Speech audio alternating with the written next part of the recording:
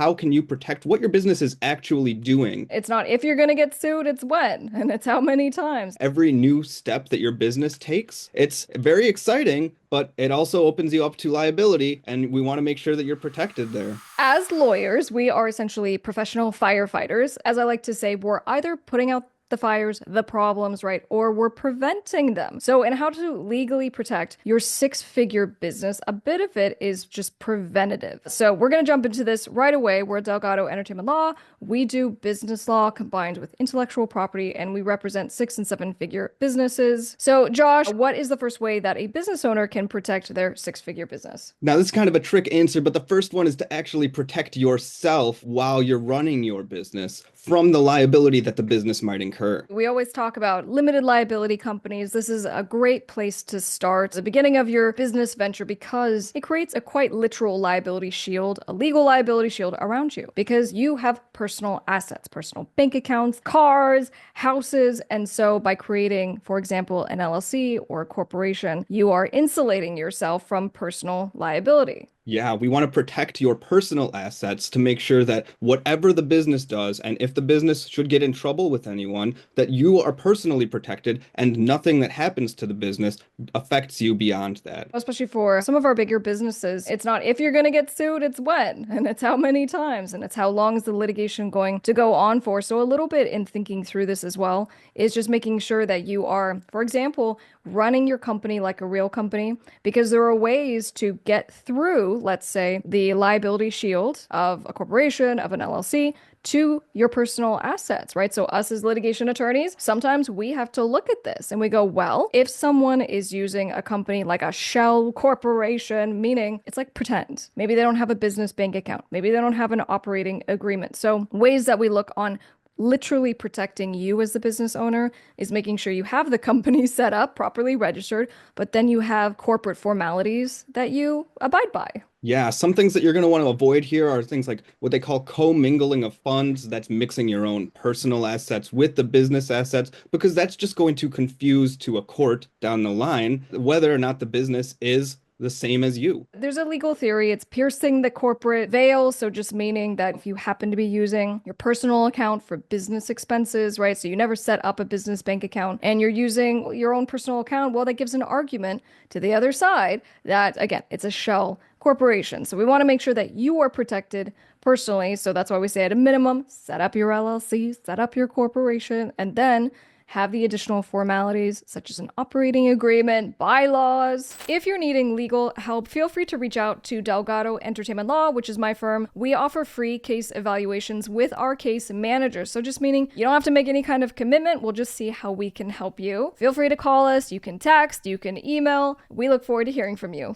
Once you are personally protected and your business has liability protection, you're going to want to make sure that your business is protected from the people that are working for you, the employees or independent contractors. When these problems come up, it's such a bummer for me. It kind of breaks my heart a little bit because for business owners, when you hire someone, usually it's like very positive, everyone has the best of intentions, and then sometimes stuff happens. So you might have someone who gets access to your proprietary information, your customers, and they go and they run off with all the things, and it's just these are tricky situations. What should people keep in mind when it comes to protecting the business from, let's say, employees? A couple things here. First, you want to make sure that your employee agreements are solid, that they are accurate. We've talked in the past about the difference between employees and independent contractors and what that means legally, and that itself can create a liability for your business if you're not doing it correctly. Yeah, so in your agreements with your team, just having clarity, whether someone is a part-time contractor, they work in a different state, whatever it is,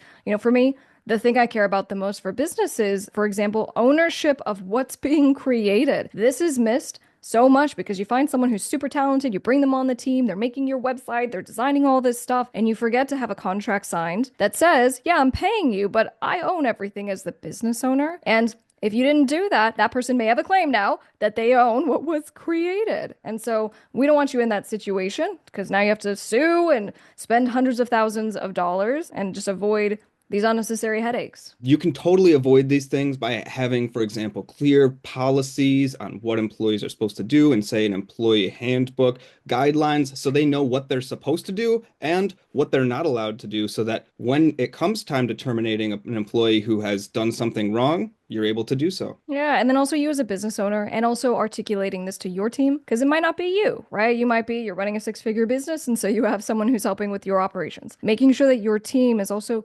documenting, right? So the contract is to document what the relationship is supposed to be, what's the agreement, and then you have policies, right? That helps to guide what people are supposed to do. But then when something happens, putting emails together, making sure calls that are had, you then send a follow-up email. Hey, during our call, we discussed this and this is what we're doing. Because, unfortunately, if you do have to terminate someone, different states have different laws. And so you just don't want to be in hot water as an employer. And now you have an employee making claims. So the business is protected from liability and from the employees now.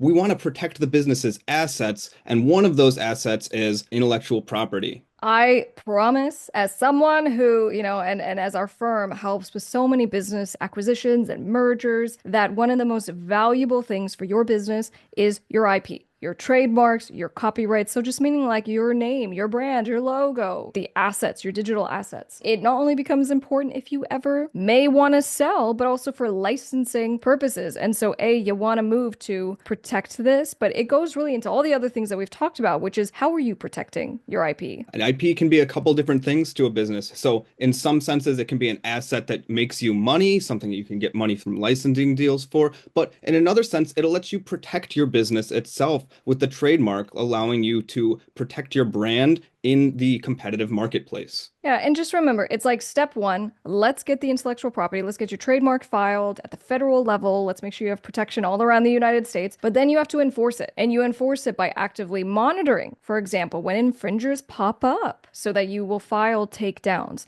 Again, not only important to your renewals, but also to like protecting your brand and making sure you really are exclusive in the market. With intellectual property, you have a lot of these rights for your business as soon as you start using it or as soon as it's created, but it's important to register them to make sure that you can fully enforce them and that you're getting all of the benefits from your intellectual property. Once you have all of these other things in place, it is so important to protect your business's proprietary information. That's right. It's the secret sauce. Because here's the thing, how you do what you do is probably not public knowledge, but there's going to be people who find out what you do because they work for you. They come in as partners, as merchants. So, how do we protect our proprietary information, Josh? We have a few mechanisms that are going to be helpful to us. The first one is big. You already know this: non-disclosure agreements, confidentiality. That's what we want. We don't want the employees, the partners that you're working with, independent contractors, whoever. We don't want them to spill the beans on the secrets that you've got for your business. You should have a separate standing non-disclosure agreement in general. You have a little chat with someone, you're considering a business relationship, NDA, easy, easy. But then what we do is we incorporate the confidentiality language into your other contracts, right? We talked about the employment agreements, the independent contractor agreements, but also when you have services agreements, terms of service, right? All the ancillary documents. You want this NDA language in there, but having a freestanding one just to cover conversations that you're having, so important. Yeah, when your business has secret information, it's actually can be considered another type of intellectual property called trade secrets that you have enforceable rights for. So a trade secret, I'm trying to think of some examples because